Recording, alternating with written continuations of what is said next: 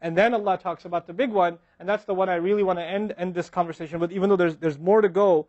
But Allah makes such a big deal out of this subject that again, just like there were 3 ayat about Judgment Day, now there are وَالَّذِينَ هُمْ لِفُرُوجِهِمْ حَافِظُونَ إِلَّا عَلَى أَزْوَاجِهِمْ أَوْ مَا مَلَكَتْ أَيْمَانُهُمْ فَإِنَّهُمْ غَيْرُ مَلُومِينَ فَمَنِ ابْتَغَى وَرَاءَ ذَلِكَ فَأُولَٰئِكَ هُمُ الْعَادُونَ. 3 ayat about the same subject again. The only other subject that got 3 ayat was what? In this list. What's the only other subject that got 3 ayat? Judgment Day. Judgment Day and punishment. This is the next subject that gets 3 ayat. And you know what the subject is? Shamelessness. People who guard their privates. We live in the ultimately shameless world today. The world in which streaming videos off of any website are available on your mobile device. The age in which the pornography industry is a multi-trillion-dollar industry. The point of which, the agenda of which is to make sure every one of you is a consumer of filth in one way or another. That every man, woman, and child is exposed to this stuff, and they're hoping you are, so you become addicted to it, so you become yet another consumer. This is the gift of pornography to society. It's creating people, turning people into animals and perverts. And some of you, unfortunately, have that addiction. And you're watching this stuff online. And you're watching it and saving it on your apps and your mobile devices. And you don't feel bad about it anymore. You've justified it to yourself. And you feel bad about it once in a while, but you go back to it. And as a result, you think, oh, well, at least I'm not hurting anybody. At least I'm not doing it to anybody else. I'm just watching this stuff. It's okay. But you know what's happening to you? Inside, your soul is being just gutted. You have no soul left inside of you. So your prayers are empty and you can't even shed a tear in your salat because your heart is so devoid of the fear of Allah because of the filth you've been watching all this time. It's turned you from a human being into an animal. So you can't even look. A woman passes by and you see a piece of flesh walking by. You don't see a human being walking by that deserves respect.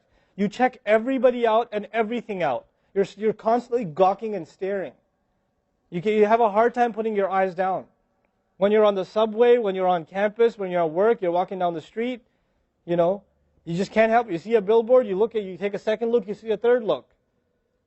You don't miss any opportunity to just to violate your soul with your eyes.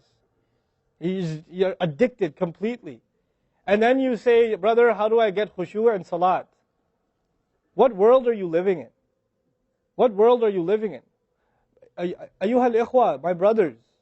Specifically my brothers. And I know some sisters have this issue too. It's a sad reality. This is a war. This is a war. This is more dangerous than any military war. This is the war that's destroying our souls. It's making its way into our homes.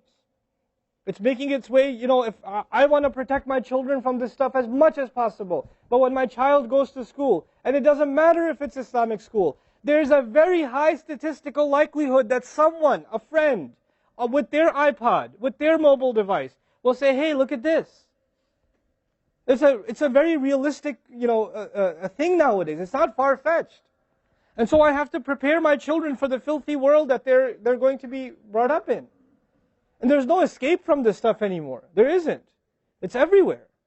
It is everywhere. You have Islamic lectures followed up by, those YouTube puts those follow-up clips, and something will be filthy. Something will have to be filthy. And I don't think that's by accident. I'm not much of a conspiracy theorist, but I don't think that stuff is an accident. And what happens to you guys is you watch a video, you see something filthy, you click it, you click something else, and you end up watching disgusting things. That's what happens to you. وَالَّذِينَ هُمْ لِفُرُوجِهِمْ حَافِظُونَ. Especially when it comes to their privates, they guard them. They guard their shame. Brother, what's the solution? Should I get married? Like the guy who asked the other day, how can I get married right now? No, guys, the solution is not marriage. Because if you're a pervert, then you're going to be a pervert after marriage too. If you have no shame now, you will have no shame after marriage. Honestly.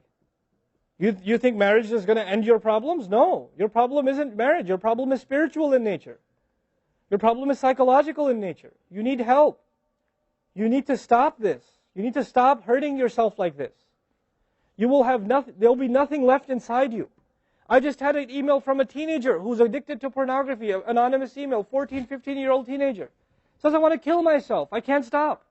I've been watching it since I was 11. My parents don't know.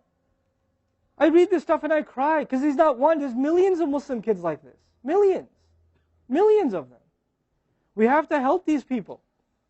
We have to do whatever we can. And we don't have the trillions of dollars of advertising to counter that. We don't. And it's not realistic for me to say Facebook, YouTube, Twitter, internet, it's all haram. It's not realistic, because it's a reality. It's as common as oxygen now. The only thing we can do is have a mature conversation about this and teach our youth to deal with this and navigate this and not fall into it. The elders that are here, stop watching Indian movies, man. Why are you sitting in a lecture talking about salat and the importance of salat, and you don't guard your shame? Mother and daughter and husband and wife and sister sitting together watching whatever? God, come on. Stop. وَالَّذِينَ هُمْ لِفُرُوجِهِمْ حَافِظُونَ. They guard their privates. But guarding your privates doesn't mean you don't commit zina. It means everything that leads to the temptation. Everything that leads to it. They watch it. They guard it. They know it's under attack. They know that their shame is under attack. They realize that their weakness is their urges. Those urges that Allah put inside of us that are so strong.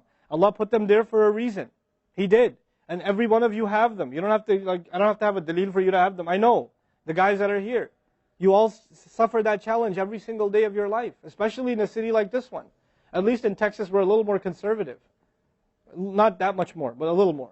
You know? At least in some towns, they don't allow for filthy billboards and things like that. They actually don't even allow the billboards. You know? But that's changing soon, because, capitalism wins in the end. Right?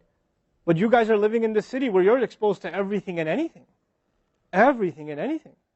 And you have to really go out of your way to guard yourselves. This passage is not about high goals. This is about the bare minimum. I told you that, right? This is the bare minimum, folks. The bare minimum is we guard ourselves from shamelessness. We wage a war within ourselves against that tendency. And I know some of you have tried to quit before and you go back. And you've tried to quit before and you go back again. And you go back again. And you keep falling into that trap. I know some of you have done that. And you're struggling with it. But don't give up on yourself. Don't give up on yourself. And whatever it takes, if you just don't be alone. Don't be by yourself. Be with good friends.